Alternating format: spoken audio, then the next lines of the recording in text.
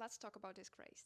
This book turned out to be completely different from what I thought it would be. It starts with a 50-something professor of a university in Cape Town having an affair with his student, which quickly turns into an ugly scandal. He resigns and goes off to the countryside in search of some peace and quiet. In the countryside, his daughter from his first marriage, who is an adult now, leads this half-peasant rural lifestyle. Now, to be honest, I expected something around the topic of a father-daughter relationship dynamic. I didn't know anything about the book when I picked it up in a bookstore. I just liked the blurb and the cover. And it is still my favorite way to read because you have nothing but your own expectations when you get into the book.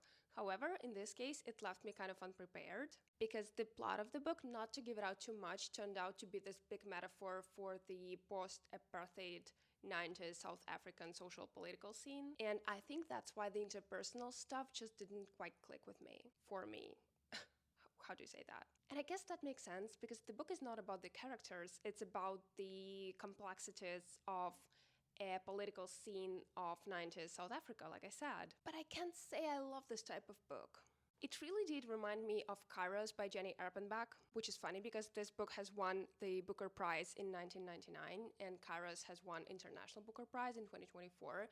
So I guess the Booker Prize really likes this kind of metaphors of historical processes shown through interpersonal relations. Kairos tells this love affair story between a 50-year-old man and a 19-year-old girl, which I find disgusting. And it all happens in the last days of divided Berlin, so it turns out that their relationship is this big metaphor for Eastern and Western Berlin and like how this integration is going to happen. What I'm trying to say is that in both of these books, the main plotline is absolutely insane and ridiculous unless you start reading this as a metaphor for the political landscape.